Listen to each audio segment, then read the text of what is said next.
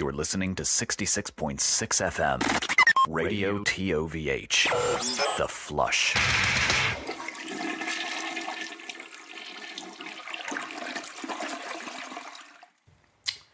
Boy, we about to do it.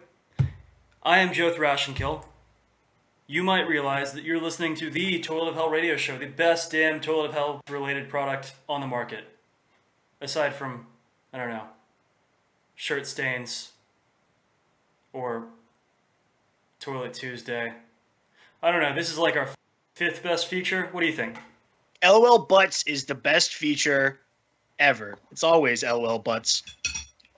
I always just said it was lol butts, but LOL butts probably makes...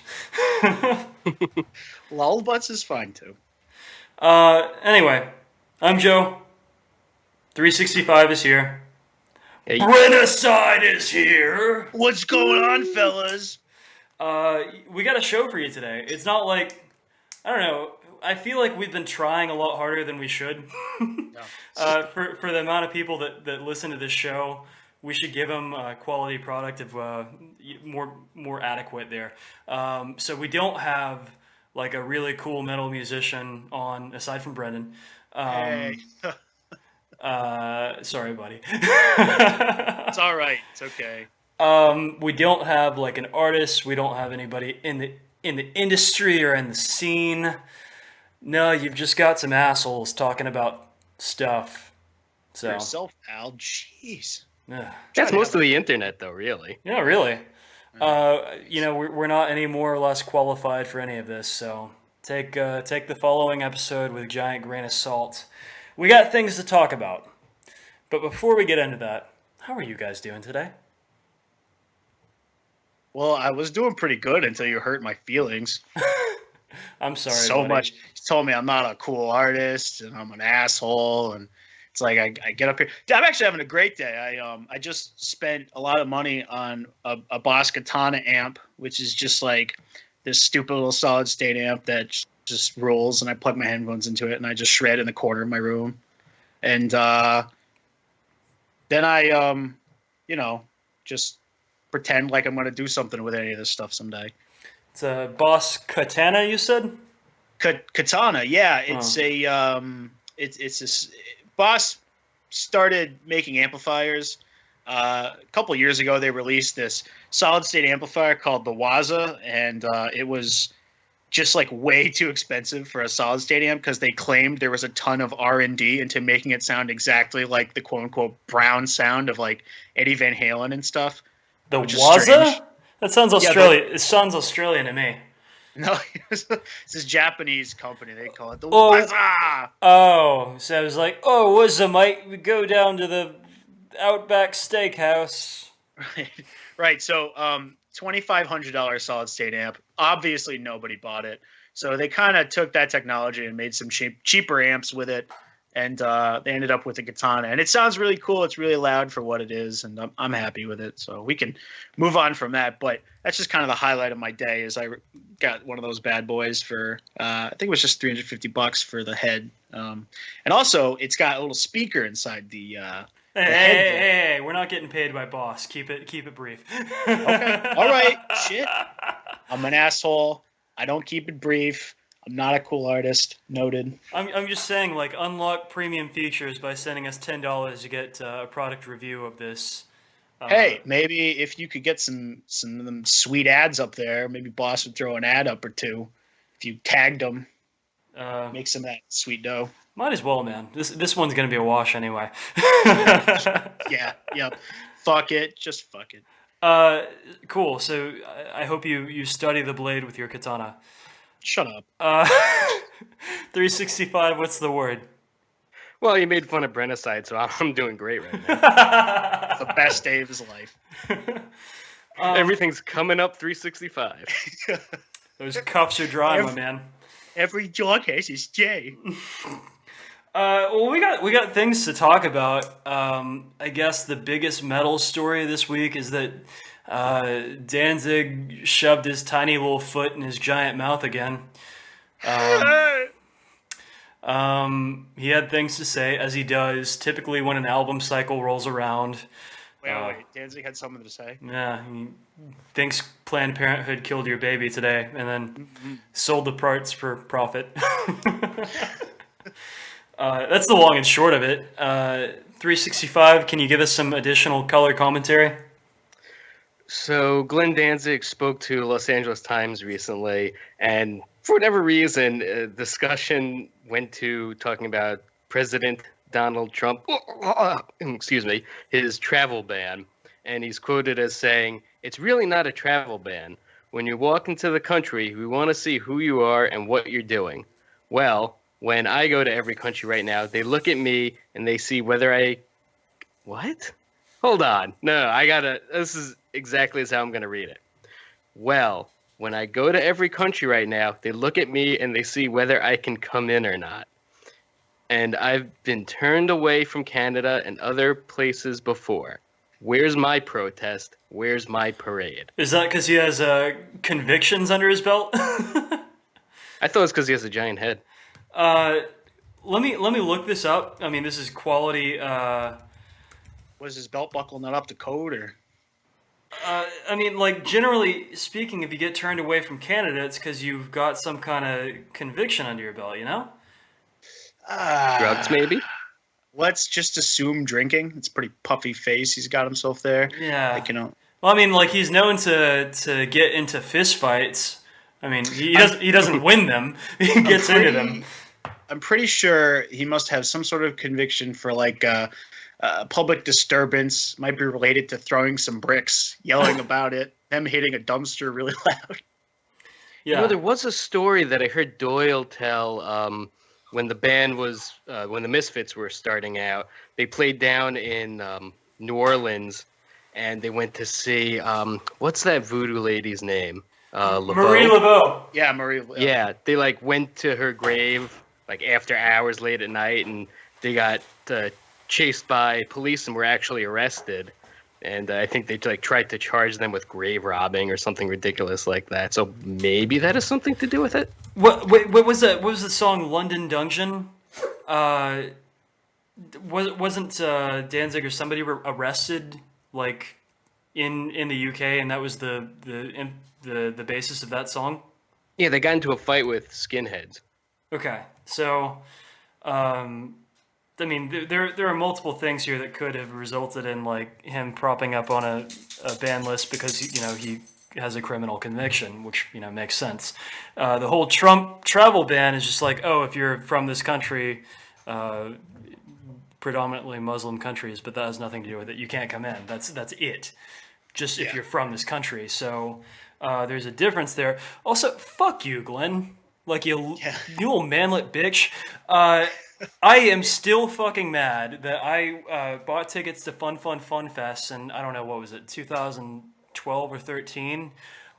He was headlining, and it was a strict time limit because there's code in the city that means that all loud outdoor performances have to be done by a certain hour. And he had an hour and a half set in which he promised to do Misfits songs, but he came on 50 minutes late. After like demanding that someone bring him fucking French onion soup because he had a tickle in his throat. He's fancy. He is a French onion soup. Oh, he is a big glob of cheese. That's right. It's a big fucking stupid crouton covered in cheese and a big ball of grease. So, man, the Misfits were a really good band, but fuck Glenn Danzig. So that wasn't the only thing he talked about. Oh, okay. Sorry. That's all right. The conversation also went to the topic of choice. And Danzig said, "I might be conservative on some issues, and some issues I'm really liberal. I'm pro-abortion, and I'm pro-Planned Parenthood, but I don't think Planned Parenthood should be selling baby parts like a chop shop in Brooklyn." This immediately takes me back to that conversation we had with the dildo from Stuck Mojo. Stuck dildo? Yeah. He's like, well, I'm just saying, I don't think Muslim people should kill gay people. I'm like, okay, well, that's a really great assumption that you just put out into the world with zero basis in reality. So. Well, I agree with him. I think that if you're a Muslim person, you shouldn't kill a gay person. It's just, how do you argue with that? Again, It's a bold stance, Cotton. Yeah, right. Puerto Ricans should quit eating babies. That's it. Yeah. If you're a Russian old lady, you shouldn't go out in the streets at night and scream, keep everybody up, because that stuff's illegal and bad. And you Russian ladies, you better fucking keep an eye out in your communities, you babushkas. Better look out for these screaming banshee Russian ladies out in the streets. It's wrong. If you're a person that has that disease where you age but you don't look like it, oh damn it! You shouldn't you shouldn't go around getting adopted at the age of 30 and then trying to seduce your adopted father while trying to kill your adopted brothers and sisters and stepmother. I've seen that movie. Oh yeah, that's a good movie. Orphan. Yeah, I We was just gonna make up a funny name for a spoiled movie that that wasn't shit. that, but fuck. This whole Danzig thing, it's weird because he's had such a long history of doing stupid shit, and then the Misfits reunited for those two shows, and he kind of gained points with me. Just like, all right, he's putting the stupid stuff behind him, he's maturing, and now this happens. Like, oh yeah, that's right, it's still Danzig. Man, I don't know how much maturing there is when there's like a fat ass paycheck on the line. Like my buddy, who is not wealthy by any means, scraped up the cash to go to Chicago to Riot Fest to see that reunion. Mm-hmm. So there was some serious dough at stake there, and I'm sure that he could swallow his pride for an hour and a half if it meant making that ching. My older brother ended up going to Riot Fest himself. He took the trip out of Chicago much in the same way. And I don't talk to him very much, but I did know about this because he was holding up his cell phone dangerously close and taking videos of Danzig performing live. And I could not text him fast enough and just plead with him and say, please stop. I know we don't talk that much, but I still love you. I want you to come out of there alive. Stop filming Danzig under his chin. He doesn't like that. It's a big no-no. It's a big no-no. He'll wave his finger at you, and then 2 seconds later, he'll just kindly request the person next to you punch you in the face. He'll kick you with his size 6.5 boot. If you finding out now that Danzig is a huge asshole, then you've been out of the loop for quite a while. He's an older man, and he's out of touch like any one of these guys, and he says the same stupid, complacent shit that all the same stupid old complacent people say, where they're like, oh, I'm conservative about some stuff, I'm liberal about some stuff, okay? I think that all of the good ideas are bad, and all of the bad ideas are good. It's a good reminder that Danzig and Jerry Only and the Misfits are from North Jersey. No matter how many times they tour the world or wherever they live now, they're still very much from New Jersey. I don't really know much about the other dudes in the band. Is Doyle a cool guy? He seems like a cool guy. Doyle's like a vegetarian vegan who works out a ton and is dating Alyssa from Arch Enemy. Yeah, I remember hearing that. Like he's an older man. He's still swole. Yeah, super swole as fuck. I heard very good things about Jerry Only. I think he's a stand-up dude, and he's cool with fans and pictures and autographs and stuff like that. But as far as Doyle, I don't know anything about him. But if you watch videos of him talking about his guitar, he seems really cool. He seems really into how it's made out of all the wrong stuff. Back in college, I actually booked the Misfits, or it was Jerry Only, Des from Black Flag, and Robo. A friend of mine came into some money and was like, yeah, put on a show. So I booked them, and they were super cool. And during the middle of the set, I was actually behind the guardrail just because I booked the show, so I get to hang out up close. And I was wearing a Typo Negative jacket. And in between songs, Jerry Only called me over, and we talked about Typo Negative for a minute. It was really cool. That's awesome. Also, big props to your friend, just coming into money and you know what? I think I'll get the reunited Misfits to play with members of Black Flag. It's such a rad show, yeah. Yeah, way better than just buying a big bag of drugs, like I would have done in college. It's arguable. I don't know. Maybe. Anything else we want to say about Danzig, the Misfits, or maybe even Michael Graves before we move on to our next subject?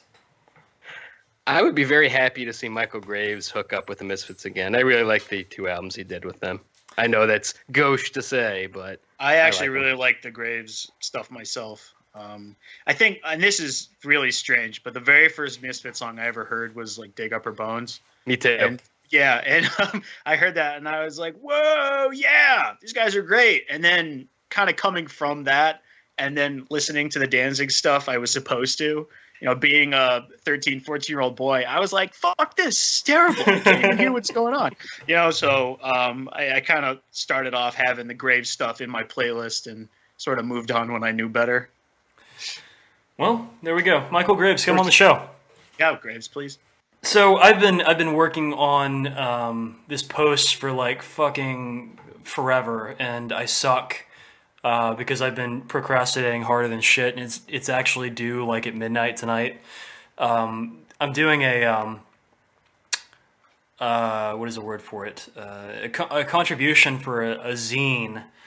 There's this podcast that I follow called Street Fight WCRS. It's these 2 working class guys out of Cincinnati that talk about socialism and anarchy and all kinds of cool shit and ways to screw over the man. And this particular edition of the zine is all about nu metal. So I decided that I would volunteer my services to write about nu metal, as it's something that as any man of my age knows a little bit about. Godspeed, my friend. Well, 365 has written several defense pieces of certain nu metal bands as well. Maybe I should have hit you up to contribute to this as well. Yeah, maybe next time. Yeah, but I decided I would go with something near and dear to my heart, and I decided to write about Woodstock '99. I don't know if, some of the listeners might be too young to know that was a thing, but Woodstock was a festival in, I guess it was 1968 or 1969, in which all of these disgusting fucking hippies banged each other in mud puddles. And then they wouldn't let you forget it until like still to this day. That's Also- your mother you're talking about. Also, Shauna and I played, so that happened. So I had some. Shauna Na, I assumed was like a band from the 50s, but apparently they were not. They got started like much later. Because there was that doo-wop sound, right? So but they were recreating the 50s sound at a later time. It was a doo-wop revival act, actually. We're due for another one of those, aren't we? I think so. Doo-wop and scat wop. Barbershop quartet. Hey, I think we got 3 handsome young fellas right here. I don't know, guys. I'm thinking maybe that's what we got in our future. Maybe. Some sick doo-wop. So like post doo-wop? Yeah. Doo-wop tour. I don't think I'm gonna need some help hitting those bass notes like the boom boom boom boom. Like I can't do that shit. Also, we got to get cool matching leather jackets and look like a gang from the 50s. That's the way to do it. We'd be called the T-Birds. Tell me more. Did you get very far? That's super. Okay, so that they're implying like that he was like date raping Sandy in Greece, right? I know. We all know this now. We all realize that Greece is quite problematic in 2017, but back then it was just grand old fun. Hey, speaking of date rape, Woodstock '99 was this festival that was put on in 1999. It was actually Woodstock '94 preceded it. 25 years after the initial Woodstock, these organizers decided to cash in on the name and hold this festival in upstate New York. They had a bunch of cool, like, kind of Gen X indie type bands. I mean, indie's not the right word, but they were the cool hipster shit. Like Primus was one of the headliners there. We'll call it alternative. Alternative. That's the right word. That's the right word. There you go. And so 5 years later, they were like, that made us a lot of money. We should probably try to like make more money. So they put on Woodstock '99, and they invited like some of the similar bands that were at Woodstock '94. As well as some other contemporary ones like Dave Matthews Band was there, Jewel was there, Brian Setzer Orchestra, all kinds of shit that was happening at the time. Lit. But you know what else was like really fucking popular in 1999? Don't say it. Nu metal. Nu metal was the hypest shit then. So the headliners were like Korn and Limp Bizkit and Kid Rock, and it was wild. Also, Metallica and Megadeth both played that festival, but they were both like knee deep in their like the worst. The worst era, yeah. Yeah. So TLDR, like, it went fucking horribly. That's right. There's several things that happened. Like, number one, it was like 100 degrees outside in the heat, and the organizers wouldn't let you bring in any outside stuff like water. So a bottle of water was like $4. And like the porta potties and the water fountains were all breaking. For those really, really young people, it's kind of like if you had Fire Festival, but back in 1999. Yeah. Shit. That's exactly right. Also, unfortunately... You can put that in your article. Yeah, I might need to, because I need to pad it out with a few extra words. But also, like, most notably, there were, like, riots. People were looting from these vendors that were, rightfully gouging them. People were tearing apart sound stages and setting them on fire. And actually, most heinously of all, like, there was a lot of sexual assault. There are several eyewitnesses that say that they saw, like, gang rape take place while Limp Bizkit was performing, like, somewhere, like, in the crowd of people watching Limp Bizkit, which is about the most... When Fred Durst finally dies, I think that's probably going to be one of the things that his band should be remembered for. He was kind of stoking the flames, as it were, trying to push this along and make people... mosh harder and like fuck shit up more. I don't maybe my memory fails me because coverage about this was, like you said, years and years ago, but I feel like there was just a moment where Fred Durst actually said on microphone, I want everybody here to grab something and break it, and that's kind of when the riots really started taking place. It was something similar to that when he was introducing the song Break Stuff. And he was like, get all your negativity out right now was another thing. Yeah. So, you go see like Harm's Way or something like that, and they say that, and it's fun because there's 50 people in a giant room. But there were 400,000 people like in attendance at this festival, and it was just beyond broken infrastructure. So, right. Yeah, and I don't. I think now that I'm playing it back in my brain, I remember there was like this interview with Wes Borland after the fact where he was like, "Well, look, all the riots happened like 2 days after we performed," and they're like, "Oh, well, it's still your fault." Like he was just trying to laugh off the whole thing and say there was no way that Limp Bizkit did anything to cause all the mayhem that ended up being Woodstock '99. And you're right. There was a lot of other things besides them, certainly, like the gouging prices and the awful heat. And well, if I recall correctly, the actual arson part happened while the Red Hot Chili Peppers were playing, which is right. I get it. I give the arsonists a total pass for that. Well, Red Hot Chili Peppers then played "Let Me Stand Next to Your Fire" while there were fires going on. And, so. Of course, and Anthony Kiedis claimed that like he promised some relative of Jimi Hendrix that they would play that song like beforehand. Yeah, right. Get the fuck out of here, Anthony Kiedis. Bill Hendrix asked me. Yeah, sure. They did that. They rioted during Red Hot Chili Peppers, and they didn't even know what was yet to come. They didn't even know the music that would happen after 1999 that we've been dealing with ever since. So I've been like for weeks, and this is unhealthy as shit, I've been watching all of these Woodstock 99 performances on YouTube because like you can watch the full performance. And it's awesome. Like Bush played for an hour and a half. I don't know if you remember Bush. Oh, of course. Glycerine. But like the thing is, they were not very good. But Gavin Rossdale is like super hot, like super hot. So I can kind of give him a pass, even though like he interrupts a song to be like, "Oh, I'm a black man. Oh, I'm an Englishman. Oh, I'm an American, and oh, I'm a white man." I'm like, what the fuck are you talking about? Super dreamy, though. Super dreamy. Did you enjoy the live performance of your favorite painted rap group? So, yeah, this is... I am mad at myself for not even mentioning that until now. that Insane Clown Posse performed at Woodstock '99. I mean, that was a completely different time. That was like around when they put out, I think, Great Malenko, which was like their biggest record, and so they were kind of like, they were covered in like Hit Parader and all of his other Revolver and all those other magazines that were covering. Yeah, and like they were able to play shows with other bands. I mean, in the years since, they've definitely retreated just playing with other bands like from their the label, which they might just realize that they can make more money doing that. But that was a rare sighting of the Wicked Clowns out in the wild. I remember back in the day, as it were, there was a Limp Bizkit song that they released where pretty much the entire gimmick of the song is Fred Durst said "fuck" over and over and over again.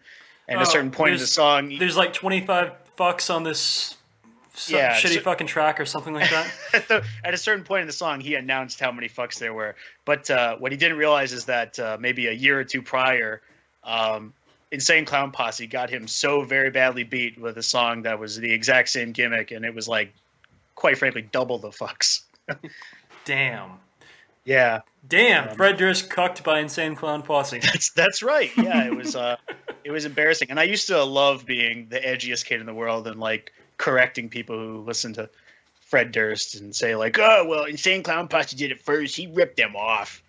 Back when I was 13 and thought I knew everything. I fucking get it now, man. Like, I think, like, we've talked about it multiple times. I saw ICP. It was a lot of fun. If, like, I had 10% more acne when I was 12, which would be difficult to fit that much more acne on my face, I probably would have gone the route of Juggalo. Look, man, if it's any consolation, I was, like, a late bloomer in high school, so I just looked like I was 12 all of high school, and then senior year I just bloomed into like an acne field. So yeah, I'm sure I've had it just a bit more rough. I feel confident. I think I was a little late too. Like I can grow a full beard in like a week, and it's awesome. But I didn't start growing facial hair until I was like 24.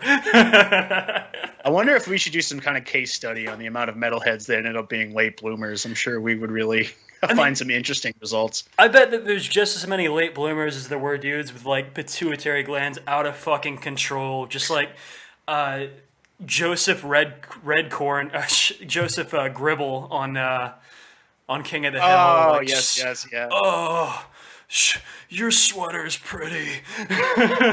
Oh, let me smell you. Yeah, these are the people that get into metal, man. It's not because it's not because there were better options. So yeah. One last note on Insane Clown Posse. They did their part to stir shit up too. They were throwing $100 bills out like into the pit while they performed, like, and people were like hitting each other to try to get to them, which kind of a cool move, TBH. Yeah, really, really nice. So man, I don't know where I'm going with that. I guess as soon as we're done here, I'm going to watch more Woodstock '99 performances on YouTube. Are you looking forward to anyone in particular? Possibly The Offspring or maybe Buck Cherry? The Offspring performance I already watched. It was surprisingly good. I'm not a big fan of that band or anything like that. At some point, I'll sit down and force myself through the Dave Matthews Band set. Ooh. What about the blonde-haired Green Day mudslinging set? That 99? That was 94. 94 was oh my god, yeah. The bass player of Green Day got super mad at these kids throwing mud at the stage. Stormed off the stage, tried to punch a security guard, missed, and broke a tooth. Good. The 90s are just a blur to me, so much partying going on. Oh yeah, in definitely. My Super Nintendo room. The one highlight that I will say, everything's on YouTube for Woodstock '94 as well. Primus, their full set's great, but when they started playing "My Name Is Mud," it was everyone just say no more. Say no more. No, you could tell that shit. What's old boy bass player's name? Les Claypool? Les Claypool, yeah, you could tell he was getting mad, real mad. Wasn't there like a civil war that erupted in Woodstock between the mud people and the non-mud people? Sounds racist, man. Yeah. Okay, there was a race war between the mud people and the non-mud people. See, this is the history they don't teach you in the textbooks. That's right. The race war at Woodstock 94 was the defining moment of the alternative era. The true race war. Read Howard War was Zinn. there. That's right. I think that the Hard Times should do like an article on a forgotten mud man from 99 or 94 and him just waxing nostalgic over the glory days of his racial superiority. Man, like, they could do that, or like you could just rip off the Hard Times and write it for us. You mean like I have been doing? Yeah, no, exactly. I mean, Gotcha. we started ripping off Clickhole like years ago. Oh, bro, you look back to when Clickhole really got started. I think I got him beat by a couple years, but yeah, Satire and me, I don't think we really clicked too well. So I just, I never did it. Right? Yeah, never.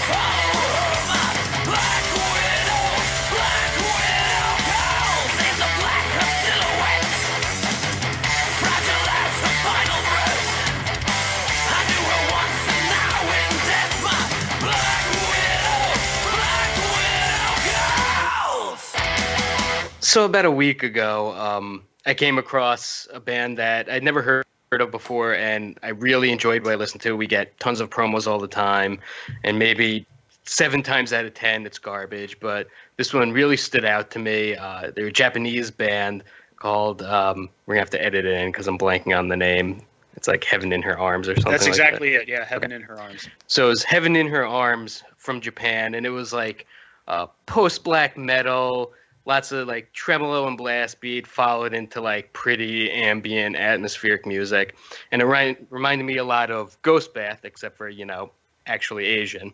So I posted it in our Toilet of Hell Facebook group, which everyone should join if they're listening. And for the most part, people were very positive about it, but someone had jumped in and went, actually, they're not what genre you said they were. They're actually this. And it just kind of stuck in my craw for a good week. And I know, BRENOCIDE, it did to you as well. And it just kind of made me throw up my hands and just be like, what's the point of posting it anymore? Why bother show anyone anything if someone's going to jump in and metal-splain subgenres and microgenres and go, well, actually. Well, yeah, to get more specific, I guess the law of the land here is Heaven in Her Arms. They've been around for a while, and they call themselves on their Facebook page Screamo / post-hardcore. And I'm gonna run off some phrases for you guys real quick. Post-hardcore, post-rock, post-metal, black gaze, post-black metal, post-hardcore. I have heard at Screamo as well. I've heard every single one of these fucking phrases interchanged and swapped, and it all depends on which blogger you're reading a review from. There's literally just about no fucking difference between any of these things. They're just kind of like this really arbitrary, superfluous sort of way to basically describe what you're listening to. So for anybody to ever fucking get on anybody's case for calling something, I don't know, post-metal or post-black metal, and then saying, well, no, that's not right. That's post-hardcore or post-rock. Post-black metal is a term that was culturally appropriated from these bands that are actually post-black metal, even though no one has said the word fucking post-black metal since Death Heaven released Sunbather. So I just, I saw that, and I just got one comment in, and I was like, all of this is completely arbitrary, and even still, they kept digging into them. This matters. This is very important to me. Yeah. I am here to defend the honor of Lady Black Metal. Yes, yeah, absolutely. And I don't, if this individual actually listens to it, I don't mean to dig on him, because many people do it. Everybody has to really just race to see who's the best metal classification expert and know exactly what to call anything. But at the end of the day, I mean, when a band gets together and they make a sound, they make a song, they make a noise of any kind, they're doing what they're doing with really typically none of this stuff in mind. The genre titling, that kind of comes after the fact. So it's just, it really just so doesn't fucking completely matter whatsoever, that I just find it appalling when people think they have to go out of their way to correct somebody on this kind of shit. It took all the fun out of posting a band that I had just discovered and I had liked, and I figured other people would like it. That was the only reason for posting it in the first place, and giving that little qualifier of their post-black metal, just to give people an idea of what the hell they're clicking on. Yeah, and dude, this band was like, if Alcest and Ghostbath had a fucking baby, that's would have been the band you shared. And it's like when the fucking music video you shared started, it was all black and white, and it zoomed in on all the band members trem picking with these reverbious delayed riffage, and then the singer comes in and he's screaming exactly like all these bands have been screaming.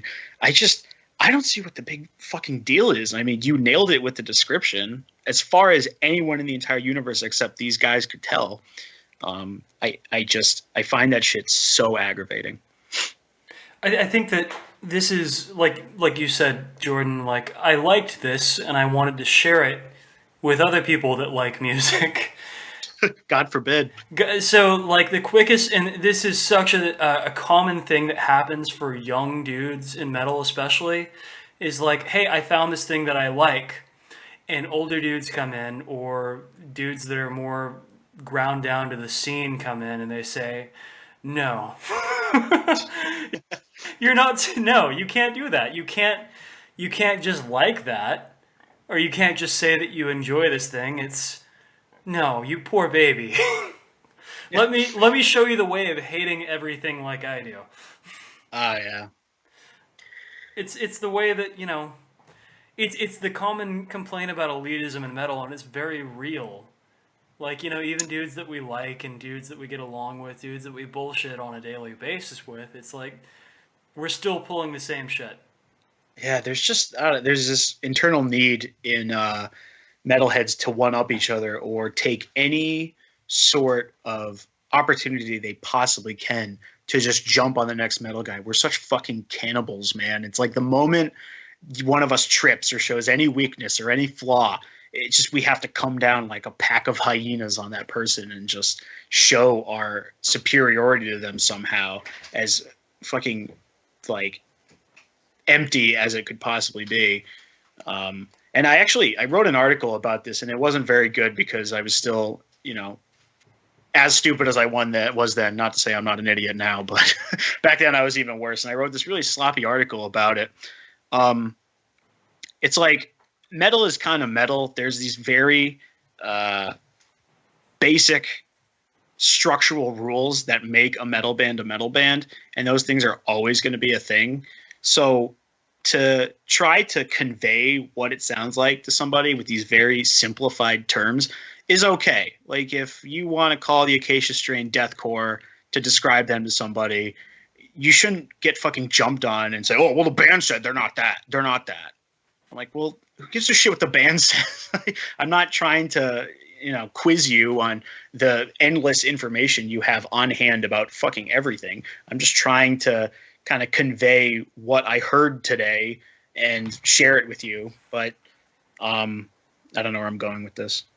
I'm reminded of the scene from Mean Girls where Yes, yeah. The mom says, I'm not like those other moms. I'm a cool mom. It's the same thing with metal. I'm not like those other metalheads. I'm a cool metalhead.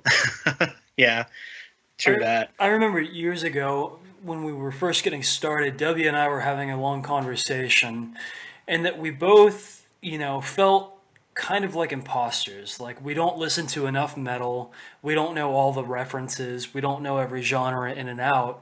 And we feel like because of that, we're not qualified to write about the things that we write about. That's a silly assumption. W listens to 99.9% more metal than the rest of the population. He's a bigger nerd than everybody else, that's for sure. I focus on my weirdo genres as well. It's just this inferiority complex that I think breeds within this culture of needing to get one over on the other guy. Yeah, and everybody's an individual. I think we forget that. We could have, any one of us could have so much knowledge in any sort of certain area, or we could go underground in some sort of weird way from metalhead to metalhead. It's just, but there's like this obsession with some of these people where they just have to know everything. And I'm sure you guys have been in a conversation before, and I don't know if you've done it, but a metalhead was like, oh, and have you heard of so-and-so band? And then you say, oh, well, yes, I've heard of them. I haven't really listened to very much of it. And, so some shit like that. You don't want to show any weakness. You don't want to say like, oh, I don't know who that is. Because then people would be like, you don't know who that is. The answer to that is always, I don't really listen to classic rock.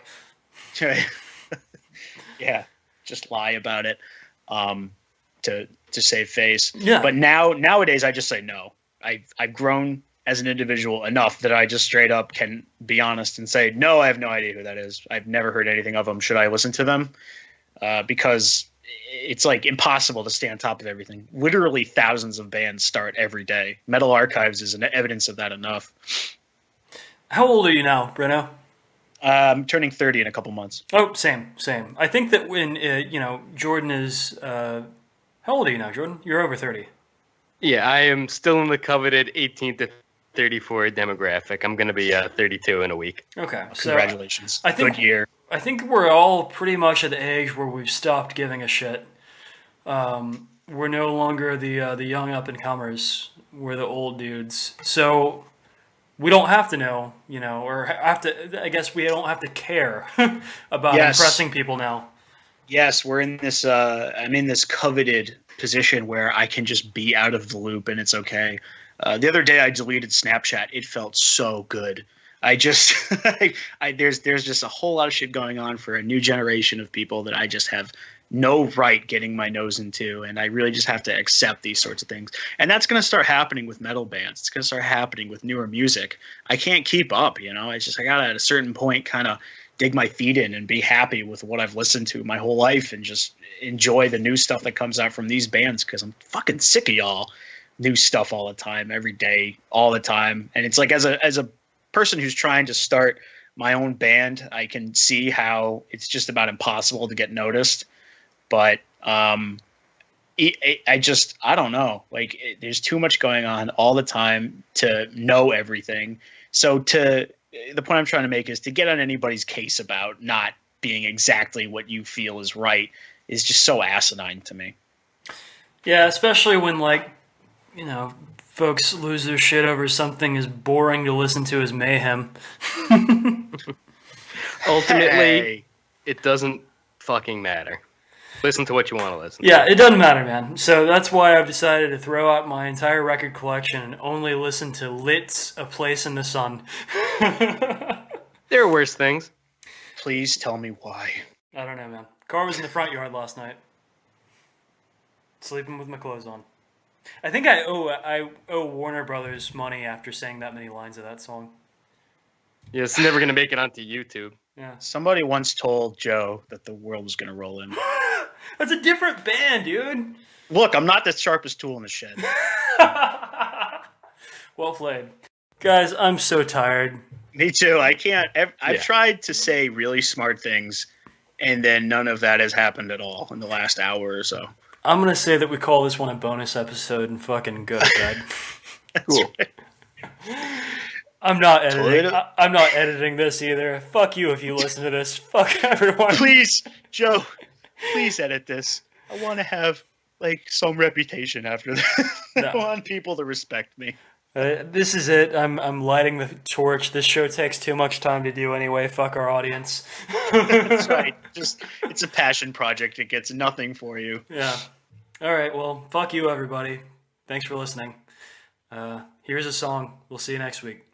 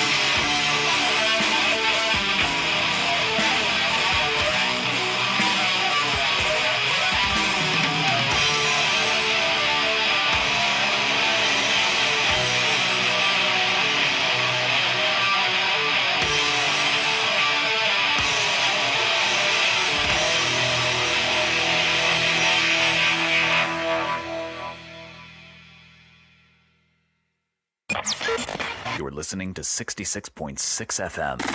Radio TOVH. The Flush.